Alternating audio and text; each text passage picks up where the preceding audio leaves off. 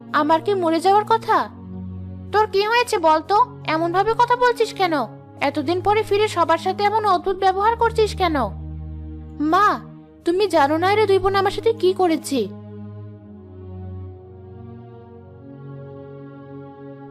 এবার তুমি বলো মা, এদের সাথে আমি কেমন ব্যবহার করব?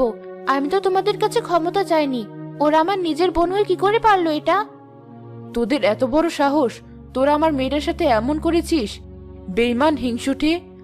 লালপরি, এখন এদের বন্দি করো কারাগারে। মা শোনো একটা কথা, মা শোনো। তোদের মুখও আর আমি দেখতে চাই না, নিয়ে যাও ওদের।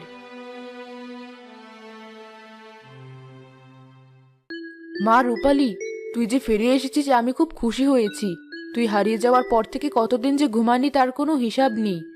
মা, আমার কিছুই মনে ছিল না। পৃথিবীর এক মানুষের সাথে আমার বিয়ে হয়েছে।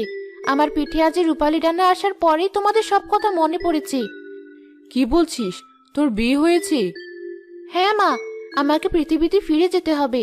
যার সাথে আমার বিয়ে হয়েছে সে মানুষটি খুবই ভালো। ওকে আমি ঠকাতে পারবো না মা। তোকে পেয়েও যে আবারও হারাতে হবে এটা আমি কখনো বুঝতে পারিনি। বাধা দিব না তোকে। তোর এই রূপালী ডানা দিয়ে পৃথিবীতে একটা প্রাসাদ বানাস, তাহলে সেখানে আমিও যেতে পারবো। ভেবেছিলাম ডানাটাই নষ্ট করে ফেলবো। না না, তুই ডানাটি নষ্ট করিস না, তাহলে যে তোর স্মৃতি আবারও মুছে যাবে।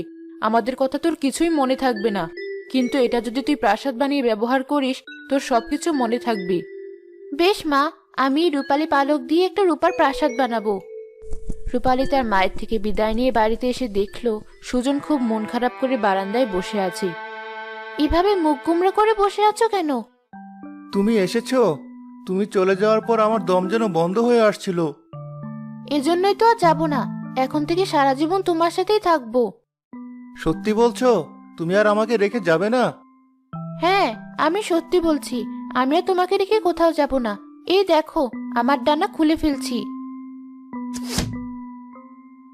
রূপালী ডানা, এখানে একটা রূপার প্রাসাদে পরিণত হয়ে যাও।